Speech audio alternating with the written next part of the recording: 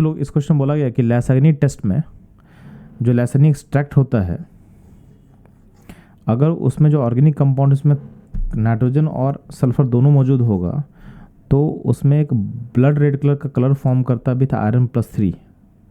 Iron के +3 state के साथ क्या होगा, आपका ब्लड रेड कलर फॉर्म करता है। तो ये क्यों फॉर्म करता था, ध्यान ना, ये क्वेश्चन सिंपली आपके एनसीईआरटी का लाइंस में दिया हुआ है। तो आप देखोगे नीचे कि जब भी ऑर्गेनिक कंपाउंड यानी इसमें कार्बन होगा, उसमें अगर नाइट्रोजन सल्फर दोनों होता है तो आपको बनता है थायोसाइनाइड आयन बनता है, यानी HCN- आयन फॉर्म करेगा, जो कि आयरन+3 के साथ क्लब करके FeHCN ब्रैकेट +2 एक कंपाउंड फॉर्म करता है जिसका कलर क्या होता है, ब्लड रेड। यानी आपका जो आंसर होगा, आंसर बी होगा करेक्ट। तो बच्चों लोग ये था इस क्वेश्चन का एनालिसिस। मूव करते हैं हम लोग नेक्स्ट क्वेश्चन में। बच्चों लोग इस क्वेश्चन बोला गया है कि नाइट्रोजन डिटेक्शन के लिए जब हम लैसैनी टेस्ट परफॉर्म करते हैं तो ब्लू कलर किसका बनता है। तो ध्यान देना, जब भी आप नाइट्रोजन को डिटेक्ट करते हो तो पहले जो नाइट्रोजन है वो कन्वर्ट होता है साइनाइड आयन में, और ये फिर आयरन+2 के साथ कंबाइन करके बनता है फेरोसाइनाइड का फॉर्मेशन होता है। उसमें हम डालते हैं आयरन का +3 स्टेट, तो आपका फॉर्म करता है फेरोसाइनाइड। उसका फॉर्मूला लिखा हुआ है और यही होता है प्रश्न ब्लू कलर का। यानी इसका जो करेक्ट आंसर होगा, ये आंसर होगा ऑप्शन बी। तो ये क्वेश्चन भी आपके एनसीईआरटी का लाइन से लिया हुआ है। तो इस तरह के एनसीईआरटी के लाइंस का एनालिसिस करने के लिए हमारे साथ जुड़े रहें। मिलते हैं हम लोग नेक्स्ट क्वेश्चन में। बच्चों लोग इस क्वेश्चन में आपसे बोला गया है कि लैसैनी एक्सट्रैक्ट को हम लोग बॉयल करते हैं कॉन्सेंट्रेटेड नाइट्रिक एसिड के साथ वाइल टेस्टिंग फॉर हैलोजन। ऐसा क्यों करते हैं, तो ध्यान देना, ये क्वेश्चन सिंपली आपके एनसीईआरटी के लाइन से पूछा गया है। तो उसमें एनसीईआरटी के लाइन में देखो, इसमें लिखा हुआ है कि nitrogen and sulphur are also present in the compound, then the sodium fusion extract is first boiled with concentrated nitric acid to decompose cyanide and sulfide of the sodium formed during the Lacini test. These ion would otherwise interfere with the silver nitrate test for the halogens. तो इसका मतलब ये है कि हम लोग ऐसा इसलिए करते हैं ताकि अगर सिस्टम में सल्फाइड और साइनाइड आयन अगर बन गया तो उनको डिकम्पोज करके हटा दिया जाए। यानी अगर आपको सल्फाइड आयन है तो ये चला जाएगा H2S में और गैस बन के बाहर निकल जाएगा। अगर CN आयन है तो भी ये डिकम्पोज होकर HCN बन के बाहर चला जाएगा। यानी इनको हटाओ, इनको नहीं हटाओगे सिस्टम में तो क्या होगा, आपके सिल्वर के साथ जो हैलोजन कंबाइन करेगा तो हैलोजन के बदले सल्फाइड और साइनाइड कंबाइन कर लेगा, तो सिल्वर के टेस्ट को क्या करेगा, इंटरफेयर करता है।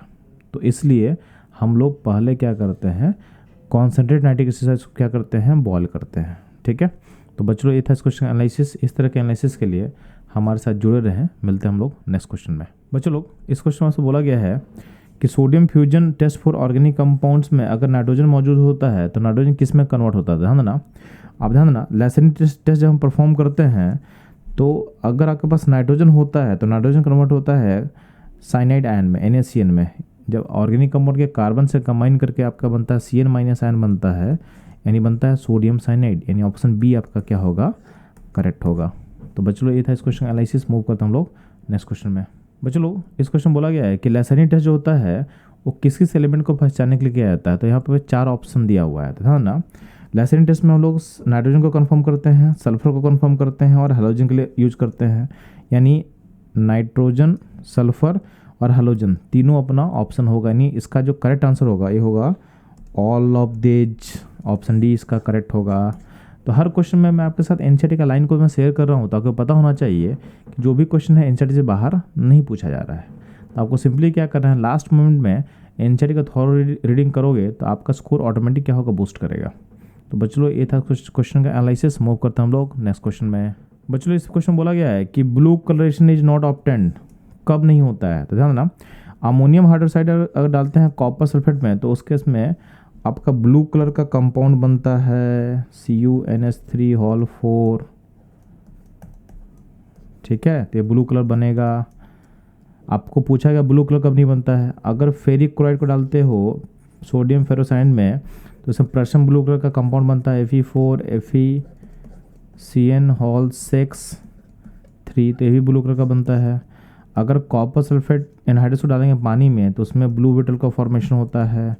तो ये तीनों ऑप्शन में ब्लू कलर बनेगा। तो इसमें जो ऑप्शन जो बी है, बी ऑप्शन में अगर कॉपर सल्फेट आप ऐड कर रहे हो इस कॉम्प्लेक्स में, तो इस कॉम्प्लेक्स का जो के है उसको हटा के कॉपर आएगा, और अगर कंपाउंड ऐसा बनता है जो कि होता है रेडिश ब्राउन, या समतब बोलते हैं इसको हम लोग, चॉकलेट ब्राउन बोलते हैं हम लोग, ठीक है। तो इसका कलर को यहाँ पे लिखा हुआ है, तो इस बी वाले ऑप्शन में आपका जो कंपाउंड बनेगा ब्लू कलर का नहीं बनेगा, तो हमारा जो करेक्ट आंसर होगा ये होगा ऑप्शन बी। अच्छा, ये इन्फॉर्मेशन आपको एनसीईआरटी में नहीं दिया हुआ है, तो आपको ये पता कर लो, क्योंकि ये चीज़ कहाँ है। तो एक नया टॉपिक आपके नीट में ऐड हुआ है, सॉल्ट एनालिसिस। तो सॉल्ट एनालिसिस में आपको पढ़ना है। तो ऐसा भी नहीं बोल सकते हैं कि सिलेबस से बाहर है, क्योंकि नीट में इस बार एक नया टॉपिक ऐड हो गया है, सॉल्ट एनालिसिस, उसमें ही आपको मिल जाएगा। तो बच्चों लोग ये था इस क्वेश्चन एनालिसिस। इस तरह के एनालिसिस के लिए हमारे साथ बने रहें। मिलते हैं हम लोग नेक्स्ट क्वेश्चन में।